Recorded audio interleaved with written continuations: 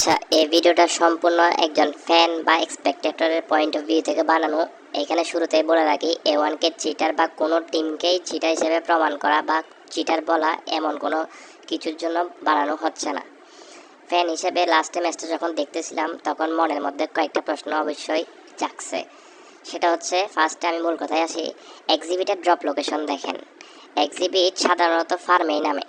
এটা হচ্ছে একটা ম্যাচের স্ক্রিনশট। ফার্মে দেখেন, ফার্মেই নামে, ফার্মের আশেপাশে নামে তারা। এক্সিবিট ফার্মের আশেপাশে নামিছে। এটা হচ্ছে সেকেন্ড ম্যাচ। এখানেও সেম ফার্মের আশেপাশে এক্সিবিট নামতেছে, ঠিক আছে। এটা হচ্ছে থার্ড ম্যাচ। এখানেও সেম ফার্মের আশেপাশে এক্সিবিট নামতেছে। এটা হচ্ছে যে আইএসএফের ফাইনালের কয়েকটা ম্যাচের স্ক্রিনশট দেখাচ্ছি। এক্সিবিট হচ্ছে ফার্মের আশেপাশে নামে, ওদের ড্রপ লোকেশন হচ্ছে এটা। তাহলে আমার প্রশ্ন হচ্ছে, লাস্ট ম্যাচে আর এক্সিবিট যখন 70-তে নামে, A1 এটা কিভাবে বুঝে? সিনিস্টার লাইভেই বলেছে ওরা কিন্তু ফার্স্টেই এক্সিবিটকে চেস করতো, অর্থাৎ 70-র আশেপাশে এটা এক্সিবিট যে ওরা জানতো। ওরা ডাইরেক্ট, আপনারা এখানে দেখেন, ওরা ডাইরেক্ট লুট করার পরে 70-তে চলে যায় এক্সিবিটকে মারার জন্য। আবারও বলে রাখি, সিনিস্টার পরে ম্যাচ শেষে লাইভে যখন আসে তখন বলে ওরা শুরুতেই এক্সিবিটকে চেস করে মারতো। আমার প্রশ্ন হচ্ছে, এক্সিবিট যে 70-তে নেমেছে ওরা কিভাবে জানে?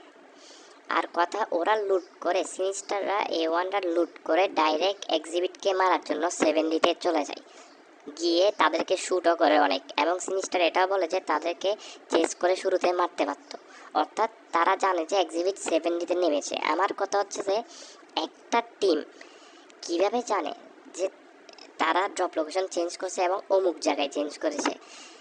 এক্সিবিট সাধারণত নামে ফার্মে, লাস্ট ম্যাচ 70-তে নেমেছে এবং A1 সেটা কীভাবে জানলো যে 70-তে নেমেছে? এরপর অবাক করা বিষয় হচ্ছে, এক্সিবিট কোথায় দেখেন, এখানে এক্সিবিট কোথায়, A1 কোথায়? দুইজন দুই দেশে, কিন্তু A1 এক্সিবিটকে না দেখার পরেও এই জায়গাটাই কেন হোল্ড করে? এই জায়গাটাই হোল্ড করার কোনো মানেই হয় না। A1-এর গেম প্লে কখনো এই জায়গাটায় হোল্ড করে না। এই ডিপটার এখানে কখনো A1 হোল্ড করে না। এরপর বাইরেও এই জোনটা এত খালি থাকার পরও, লুট করার পরও A1 এই জায়গাটায় অনেকক্ষণ এক্সিবিটকে গেট কিপ করার জন্য হোল্ড করে।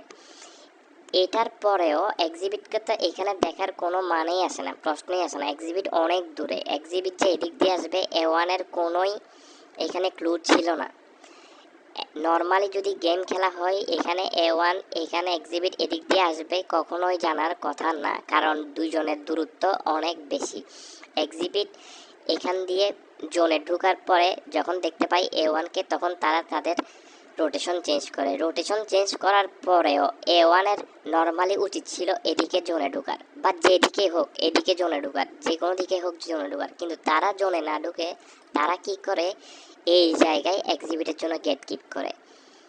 অর্থাৎ এক্সিবিট এত দূরে থাকার পরও তারা কিভাবে জানে এক্সিবিট যে এদিকে জোনে এন্ট্রি করবে? এটা আসলে অবাক করার বিষয়, আসলে অবাক করার বিষয়। এবং এরপরে কি হয় সেটা সবাই আপনারা জানেন। সিনিস্টার এখানে হোল্ড করে বসেই থাকে এবং তার গেম প্লে স্টাইল দেখে বোঝা যাচ্ছে যে সে গেমের বাইরেও মনোযোগ দিচ্ছে অন্য কোনো কিছুতে।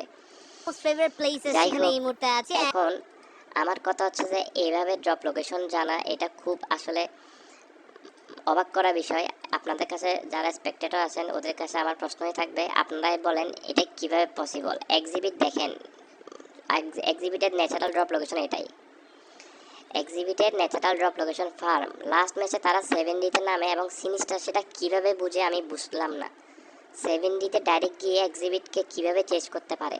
70-র পরে এক্সিবিট কোথায় দেখেন, এক্সিবিট কোথায়, A1 কোথায়? এত দূরত্ব থাকার পরেও কিভাবে গেট কিপ করে?